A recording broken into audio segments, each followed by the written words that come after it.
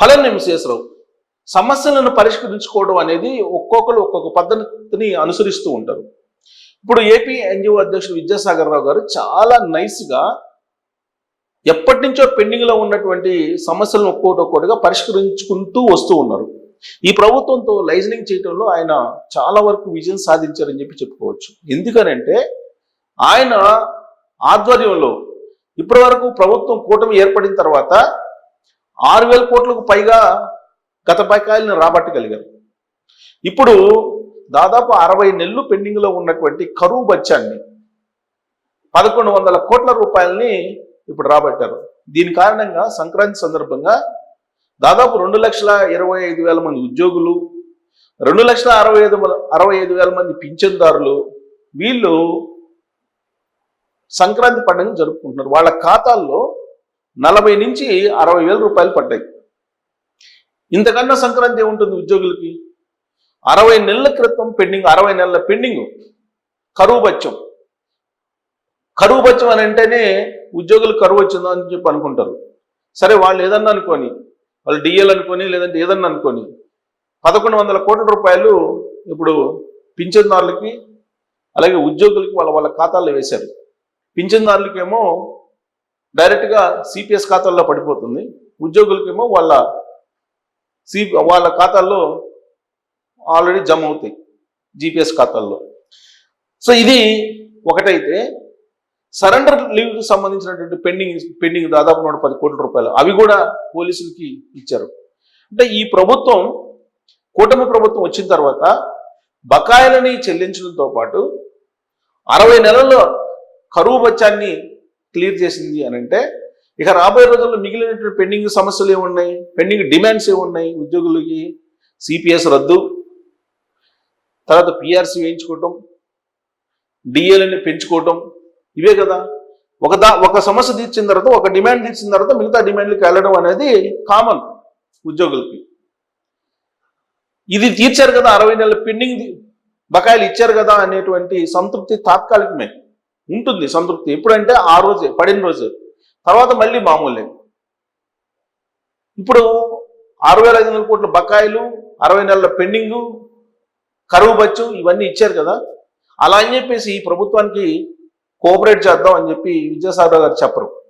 విద్యాసాగర్ రావు గారు కానీ, లేదంటే ఏపీ ఎన్జిఓ సంఘాలు కానీ, మనం రైట్సే అడుగుతున్నాం ప్రభుత్వాన్ని, మనకు కొన్ని బాధ్యతలు కూడా ఉన్నాయి, ఆ బాధ్యతలు కూడా మనం ఖచ్చితంగా స్వీకరించాల్సిందని చెప్పి ఎక్కడ చెప్పినటువంటి దాఖలాలు ఉండవు. ఏదన్నా ఒక చెప్తే 1-2 సార్లు చెప్పి ఉండొచ్చాము. ఎందుకంటే ఉద్యోగులు పనిచేయకపోతే, ఉద్యోగుల్లో పారదర్శకత లేకపోతే, వాళ్ళలో జవాబుదారీతనం లేకపోతే ఏ ప్రభుత్వమైనా మనుగడ సాగించలేదు. ఒకవేళ మనుగడ సాగించినప్పటికీ కూడా అది ప్రజలకు సంతృప్తినైతే ఇవ్వదు. మరి ఇన్ని బెనిఫిట్స్ ఇంత సంక్షోభంలో కూడా చంద్రబాబు నాయుడు గారు ఇచ్చారు కదా ఉద్యోగులకి. ఏపీ ఎన్జిఓ అధ్యక్షుడు విద్యాసాగర్ రావు గారు చాలా నైస్గా ఈ ప్రభుత్వంతో లైజనింగ్ చేసి తీసుకున్నారు కదా. అది వాళ్ళ రైట్ అయి ఉండొచ్చు. మరి రెస్పాన్సిబిలిటీస్, ఈ ప్రభుత్వం వచ్చిన తర్వాత రెవెన్యూ సమస్యలు ఏమన్నా పరిష్కరించారా? పోనీ అవినీతి తగ్గేలాగా ఏమన్నా చేయగలిగారా? ఈ రెండు చేయాల. పోనీ సంపదని సృష్టించేటువంటి ఐడియాస్ ఏమైనా ఇచ్చారా? అది లేదు. పోనీ చంద్రబాబు నాయుడు గారు ప్రభుత్వానికి 100% సహకరిస్తున్నారని అంటే ఆయనే చెప్పారు, ఉన్న సమస్యలను పరిష్కరించండి అని చెప్పి ఫైల్స్ పంపిస్తే, లేని సమస్యని క్రియేట్ చేస్తూ ఫైల్స్ని కొత్త వాటిని తయారు చేస్తున్నారు అనేటువంటి విషయాన్ని చంద్రబాబు నాయుడు గారు ముఖ్యమంత్రి హోదాలో చెప్పారు కదా. రెవెన్యూ సమస్యలు ఎందుకు పరిష్కరించట్లేదని చెప్పి రివ్యూ మీటింగులు పెట్టి కలెక్టర్లకి, జాయింట్ కలెక్టర్లకి, ఆర్డీఓలకి, వీళ్ళందరికీ, రెవెన్యూ డిపార్ట్మెంట్కి ఏం చెప్పారు? నేను ఒత్తిడి తీసుకొస్తున్నాను, అయినప్పటికీ కూడా మీరు ముందుకు కదలట్లేదు అంటే ప్రజలే చూసుకుంటారు అని చెప్పేసి ఆయన అన్నారు కదా. చంద్రబాబు గారు ఎప్పుడు కూడా ఆచితూచి మాట్లాడుతూ ఉంటారు. ప్రజలే చూసుకుంటారు అని చెప్పేసి అనే స్థాయికి వెళ్ళారంటే వీళ్ళు ఎంత ఆయన ఇసుకిచ్చి ఉంటారు. లేదంటే ఆ మాట అంటారు కదా, ప్రజలే చూసుకుంటారంటే, అంటే ప్రజలు తిరగబడితే ఉద్యోగుల పరిస్థితి ఏంటి? కొన్ని లక్షల మంది ప్రజలు, కోట్ల మంది ఉన్నారు కదా, వీళ్ళు మహా ఉంటే ఉద్యోగులు మొత్తం కలిపి 8 లక్షల మంది ఉన్నారు. దాంట్లో రెవెన్యూ డిపార్ట్మెంటు ఒక 1,00,000 మందే ఉంటారు, 1,00,000-1,50,000 ఉంటారు. ఈ రెవెన్యూకి సంబంధించినటువంటి ఉద్యోగులతోటే తలనొప్పి ప్రభుత్వానికి, ఏ ప్రభుత్వానికైనా. అలాగే పోలీస్ డిపార్ట్మెంట్ అనేది రక్షణ కల్పిస్తుంది. కనీసం దాంట్లో కరప్షన్ ఉన్నా అల్టిమేట్గా రక్షణ కల్పించడంలో వాళ్ళ అహర్నిశలు నిరంతరం ఉంటారు. రాత్రింబగళ్ళు ఒకళ్ళు పనిచేయాల్సి ఉంటే పనిచేస్తారు కూడా. ఎందుకంటే వాళ్ళకి మార్గదర్శకాలు అలా ఉంటాయి. పోలీస్ డిపార్ట్మెంట్లో వాళ్ళ డిసిప్లినరీ మార్గదర్శకాలు కూడా డిఫరెంట్గా ఉంటాయి. సరే, వాళ్ళలో ఏదో కొంతమంది కరప్షన్ చేసినా కానీ వాళ్ళు ఖచ్చితంగా రాత్రింబగళ్ళు పనిచేస్తున్నారు. ఎవరికి ఏ బాధ వచ్చినా, ఎవరికి ఎలాంటి రక్షణ కావాలన్నా ఇమీడియట్గా మనకు గుర్తొచ్చింది పోలీసు. వాళ్ళ చేతనైతే వాళ్ళు చేస్తున్నారు.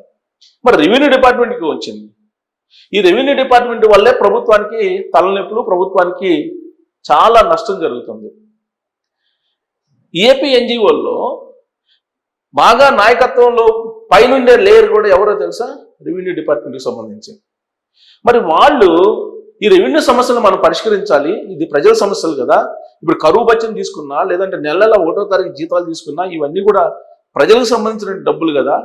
వాళ్ళు డైరెక్ట్ గానో ఇండైరెక్ట్ గానో కట్టినటువంటి పన్నులే కదా మనం శాలరీస్ తీసుకుంటుంది ప్రతి నెల.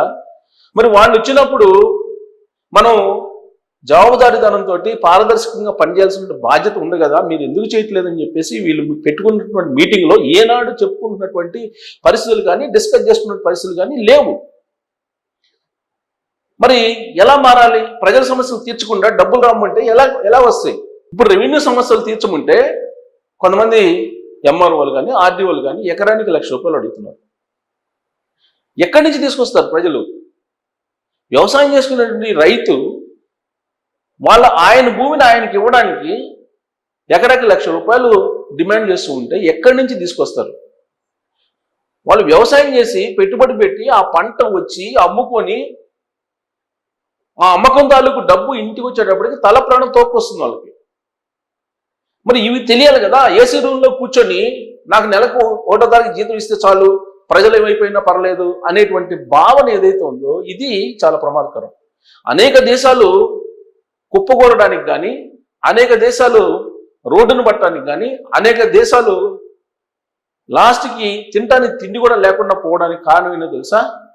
ఇలాంటి కొంతమంది ఉద్యోగులు జవాబుదారీతనంతో లేకుండా పారదర్శకంగా పనిచేయకుండా ఉండడం కారణమే ప్రధానంగా. అందుకే ఆర్థికవేత్తలు చెప్తుంటారు, కరప్షన్ అనేది క్యాన్సర్ లాంటిది. దీన్ని కనుక తొలి రోజుల్లోనే తుంచేయకపోతే దీన్ని ఎవరు అడ్డుకోలేరు అని చెప్తూ ఉంటారు. మరి ఆంధ్రప్రదేశ్లో జరుగుతున్నటువంటి పరిస్థితి ఏంటి? రెవెన్యూ సమస్య, ల్యాండ్ టైటిలింగ్ యాక్ట్ అనేది బండ తప్పులతో ఇచ్చారు, రీసర్వే చేయలేదు అనేది వాళ్ళకి తెలుసు రెవెన్యూ డిపార్ట్మెంట్కి. మరి ఎందుకు దాన్ని పరిష్కరించలేకపోతున్నారు? ఇంతమంది యంత్రాంగం ఉంది, 1,100 కోట్ల రూపాయలు కరువు వచ్చింది అని చెప్పి కరువు బత్యం తీసుకున్నారే, 60 నెలల పాటు కరువు బత్యం తీసుకున్నారే. మరి 1,100 కోట్ల రూపాయలు, మరి ఈ డబ్బు ఎక్కడి నుంచి వచ్చింది? ప్రజలు శ్రమ నుంచి కదా, ప్రజలు కష్టించి పనిచేస్తే కదా, మీకు డైరెక్ట్గా ఇండైరెక్ట్గా ఉన్న ట్యాక్సులు కడితే కదా వచ్చింది. ఈ డబ్బు ఎక్కడి నుంచి వస్తుంది? వాళ్ళు ఇచ్చేటువంటి డబ్బుతోటి మళ్ళీ వాళ్ళ మీదనే పెత్తనం చేస్తూ, మేము సేవకులం కాదు, మేము పెత్తనం చేయడానికి వచ్చాము అనేటువంటి యాంగిల్లో పాస్బుక్ అడిగితే ఎకరకు ₹1,00,000 అడుగుతున్నటువంటి పరిస్థితి కొంతమంది ఉద్యోగుల్లో ఉందంటే వాళ్ళని ఏం చేయాలి? సరే, ఇప్పుడు 1,100 కోట్ల రూపాయలు ఉద్యోగులకు ఇచ్చారు. మరి ఇక్కడ ఎలా బ్యాలెన్స్ చేయాలి అనేది ప్రభుత్వం ఆలోచిస్తూ ఉంటుంది. ఇప్పుడు కూడా చెక్స్ అండ్ బ్యాలెన్స్ చేస్తూ ఉంటారు. ఈ చెక్స్ అండ్ బ్యాలెన్స్ చేస్తూ ఏం చేస్తారో తెలుసా? ఆంధ్రప్రదేశ్ పౌరుల మీద, ఆంధ్రప్రదేశ్ సమాజం మీద, ఆంధ్రప్రదేశ్ ప్రజల మీద లైఫ్ ట్యాక్స్ మీద 10% అదనంగా సెస్ వేశారు. ఇప్పుడు తాజాగా మీరు ఎవరైనా సరే కారు కొన్నా, మోటార్ బైక్ కొన్నా, మీకు గతం కంటే ఇప్పుడు 10% లైఫ్ ట్యాక్స్ పే చేయాల్సి వస్తుంది అదనంగా. అంటే ఇక్కడ 1,100 కోట్లు ఇచ్చారు కాబట్టి దీన్ని మళ్ళా లాక్కోవాలి, బ్యాలెన్స్ చేయాలి, ఎక్కడో దగ్గర బ్యాలెన్స్ చేయాలి కదా. ఇప్పుడు ఉద్యోగులకి ఇచ్చారని అంటే దాన్ని ఎక్కడో దగ్గర కరెంట్ ఛార్జీల రూపంలోనో, ట్రూ అప్ ఛార్జీల రూపంలోనో, లేదంటే ఇతరతర మార్గాల్లోనో రాబట్టాలి. ఇప్పుడు ఏం చేస్తున్నారు? కరెంట్ ఛార్జీలు పెంచడానికి లేదని చెప్పి చంద్రబాబు గారు చెప్పారు. దీంతో ఇప్పుడు ఆదాయ మార్గాలు ఏమున్నాయని చెప్పేసి అన్వేషించారు. ఆదాయ మార్గాలు అంటే ప్రజల మీద భారం మోపడం కాదు, ప్రజల మీద భారం మోపకుండా ఆదాయ మార్గాలను క్రియేట్ చేయడం అనేది అది టాలెంట్ అంటే ఉద్యోగులకి. కానీ ఇప్పుడు ఏం చేస్తున్నారు? మీకు చిన్న బండి కొన్నా కానీ మీకు ఇప్పుడున్నట్టు లైఫ్ ట్యాక్స్ మీద 10% అదనంగా సెస్ వసూలు చేస్తున్నారు. ఇది దేనికి వసూలు చేస్తున్నారు అని అంటే రోడ్ల మరమ్మతులకి, రోడ్ల భద్రతకి, రోడ్ల నిర్వహణకి అని చెప్తున్నారు. మరి టోల్ ట్యాక్స్ ఎందుకు వసూలు చేస్తున్నారు? దీనికి సమాధానం ఎవరు చెప్పరు. డబ్బులు దండుకున్నామా ప్రజల నుంచి, ఆ డబ్బులు ఉద్యోగులకు ఇచ్చామా? ఇదే కాన్సెప్ట్ నడుస్తుంది అక్కడ. మరి ఇది ఎన్ని రోజులు నడిపిస్తారు, ఎన్ని సంవత్సరాలు నడిపిస్తారు? ఇలానే నడుపుకుంటూ పోతే ప్రజలు అయిపోతారు, సమాజం అయిపోతుంది, ఆంధ్రప్రదేశ్ రాష్ట్రం ఏమైపోతుంది? ఉద్యోగులకి కరువు భత్యం ఇచ్చినందుకు నేను ప్రశ్నించట్లేదు. వాళ్ళ రైట్స్ లేదంటే వాళ్ళకి సేవ చేసినందుకు ప్రజల నుంచి, ప్రజల శ్రమని డబ్బు రూపంలో 1100 కోట్ల రూపాయలు ఇచ్చారు. 60 నెలల కరువు భత్యం హ్యాపీగా అకౌంట్స్లో పడింది. సంక్రాంతి చేసుకున్నారు. దాదాపు 40,000 నుంచి 60,000 రూపాయల వరకు అందరికి పడిపోయింది. సరే, మళ్ళీ నెక్స్ట్ డిమాండ్స్ తీసుకొస్తుంటారు. ఎందుకంటే విద్యాసాగర్ గారు ఉన్నారు కాబట్టి విద్యాసాగర్ గారు ఏదో ఒక రకంగా టైం చూసి సరైనటువంటి సమయంలో సరైనటువంటి విధంగా ట్యాకిల్ చేస్తాడు. ఈయనకి ఆ గుర్తింపు ఉంది. సో ఈ ప్రభుత్వం దగ్గర నుంచి మళ్ళీ ఇంకొక 6,500 కోట్ల రూపాయలకి మళ్ళీ ఫైల్ పెట్టారు. ఎందుకంటే దాదాపు 20,000 కోట్ల రూపాయలు బకాయి ఉంది వీళ్ళకి. ఈ బకాయిలు ఇలానే ఉండగానే మళ్ళీ పిఆర్సీ అడుగుతారు. అడిగినా తప్పులేదు. నేను అనేది ఏం అడిగినా సరే మీరు రెస్పాన్సిబిలిటీస్ ఏమున్నాయి, వాటిని ఎందుకు పరిష్కరించట్లేదు? ఇదే విద్యాసాగర్ గారు ఒక మీటింగ్ పెట్టి ఉద్యోగులకి, జిల్లాల వ్యాప్తంగా కమిటీలు కూడా ఉన్నాయి కదా వీళ్ళకి, జిల్లాల వ్యాప్తంగా శాఖలు కూడా ఉన్నాయి కదా, మీరు ఎందుకు పని చేయరు అని చెప్పి అడగాలి కదా. ఒకవేళ పని చేయకపోతే ప్రభుత్వానికి సూచించాలి, ఇలాంటి వాళ్ళు డిస్మిస్ చేయండి అని చెప్పి, అసలు ఉద్యోగం నుంచి తీసేయండి, తొలగించండి అని చెప్పి చెప్పాలి. లేదు, ఏసీబీ కేసులు ఫైల్ చేసేదాకా కూడా ఉండకుండా ఈ ₹1,00,000 ఎవరైతే అడుగుతున్నారో, కొంతమంది ఆర్డీఓలు కానీ, కొంతమంది ఎంఆర్ఓలు కానీ, వాళ్ళని ఏం చేయాలనేది కూడా వీళ్ళు చెప్పాలి. అది బాధ్యత. అంటే అసలు బాధ్యతలు మాకు అవసరం లేదు, మాకు వస్తే చాలు, మేము హ్యాపీగా పండుగ చేసుకుంటే చాలు, మిగతా వాళ్ళ ప్రజలు ఎట్టపోయినా మాకు పర్లేదు అనేటువంటి ఒపీనియన్ ఏదైతే కొంతమందిలో ఉందో ఇది తప్పు. మొత్తం సమాజంలో ప్రజల్లో ఉండేది 3% ఉద్యోగులు, మిగతా 97% పబ్లిక్ పరిస్థితి ఏంటి? వాళ్ళు తిరగబడితే మీ పరిస్థితి ఏంటి? ఒక్కసారి ఆలోచించండి. ఇదే చంద్రబాబు గారు చెప్తున్నారు, నేను ఒత్తిడి చేస్తున్నాను, మీరు చేయట్లేదు, ప్రజలు ఇక చూసుకుంటారు అని చెప్పి అన్నారు. అంటే దాని అర్థం ఏంటి? మీరు ఆలోచించండి.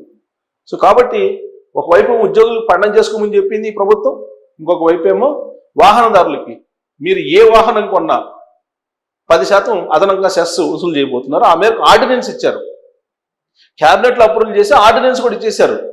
ఇప్పటికే అక్కడ పెట్రోల్ డీజిల్ రేట్లు మొత్తం ఇండియాలో హైయెస్ట్ ఉన్నాయి ఆంధ్రప్రదేశ్లో.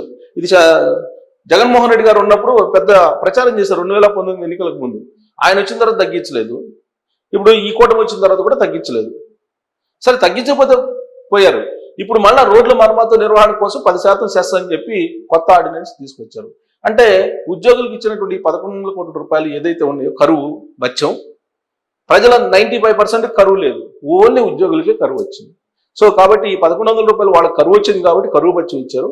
ప్రజలకి బాగున్నారు కాబట్టి ప్రజలు వాళ్ళ నుంచి ట్యాక్స్ రూపంలో, సెస్ రూపంలో ఈ 10% లాక్కునేందుకు ప్రయత్నం చేస్తున్నారు.